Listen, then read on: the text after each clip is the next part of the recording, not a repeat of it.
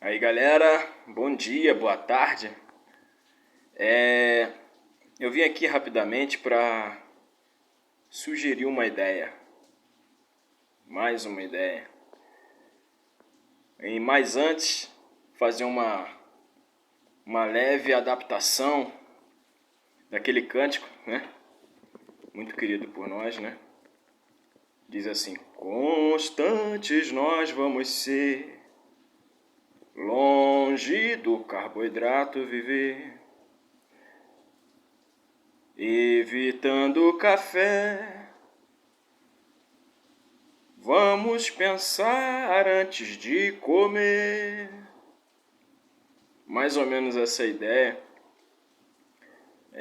seguindo essa lógica, né, de pensar antes de comer, é que eu venho fazer uma sugestão, né, para a fase de transição de alimentação processada para alimentação saudável. Muito se fala sobre isso, dizem que você consegue fazer essa transição comendo de pouquinho, um pouquinho das coisas que não deveríamos comer. Mas eu vim fazer uma provocação que pode ser algo muito interessante, algo que pode mudar bastante e facilitar a gente nessa fase de escolha de alimentação saudável e aquela alimentação que nos traz o benefício e a gente vê o resultado mais rápido, não ser tão penoso. Uma coisa que eu queria falar sobre isso é que a gente, num primeiro momento, o que faz grande falta pra gente pode ser um gatilho enorme, a gente sente falta do sabor daquelas alimentações, por exemplo, refrigerantes de cola, refrigerantes de guaraná, enfim, aquelas bebidas açucaradas, como café. Então, se a gente sente essa falta do sabor, por que não a gente pensar na possibilidade de enganar o cérebro? Veja bem, o que eu vou falar para vocês não é bulimia, é uma estratégia consciente. Veja bem, imagine que se a gente num primeiro momento sente falta do sabor, e sabemos, todos nós sabemos, que estes alimentos não são nutritivos, muito pelo contrário, se eles fossem vazios de nutrição já seria bom, mas eles causam um malefício que tangencia a ideia do veneno no nosso corpo. Então, o que a gente precisa fazer nessa fase de transição para não ser tão doloroso? Podemos colocar na boca, mastigar ou apreciar o sabor, caso seja líquido, e conscientemente, lembrando dos malefícios que esses alimentos fazem no nosso corpo, nós escolhemos não engoli-los. Olha só essa dica. A gente sente uma falta absurda, uma carência do sabor, mas a gente já tem consciência de que tais alimentos como fritura, pães, bolos, não têm um valor nutricional correto, né? Adequado. Então a gente pode estrategicamente colocar esses alimentos na boca e não engoli-los.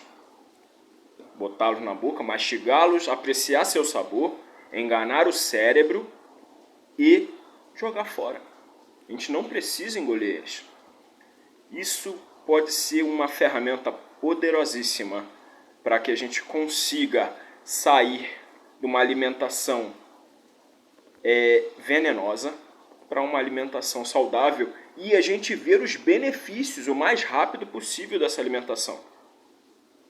Porque se a gente ficar tentando incluir os venenos junto com a alimentação saudável, esses alimentos que eu chamo de sabotadores, eles podem atrapalhar a gente de sentir os benefícios da alimentação saudável, nutritiva, correta, adequada.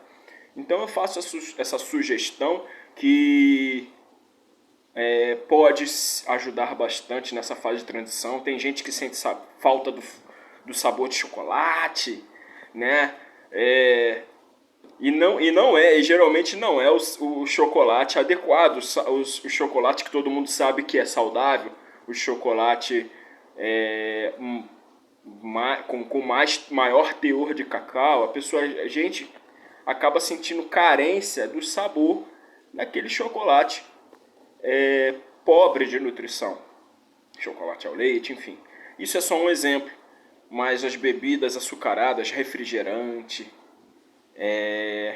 e também fazer uma substituição também, né? Às vezes a gente sente falta de beber alguma coisa gaseificada. Então a gente pode estrategicamente mudar quando a gente está em público, né? Porque isso que eu estou falando para você é para a gente fazer no nosso particular. Não é para a gente tentar fazer isso em público, que é impraticável. Como é que você vai sentar numa mesa junto com 3, 4 pessoas, estar comendo e mastigar e jogar fora? Não existe essa cultura, né? Mas se a gente tentar fazer isso no nosso particular, pode ser muito favorável para que a gente consiga, nesses momentos que a gente está no nosso particular, a gente fazer essas trocas mais favoráveis para a gente mesmo, tá? Fica a dica. Confesso a você que eu não consigo fazer isso sempre, levando em conta que tem o trabalho, tem um momento de a gente estar estudando junto com as pessoas e, inevitavelmente, a gente acaba fazendo refeições junto com as pessoas.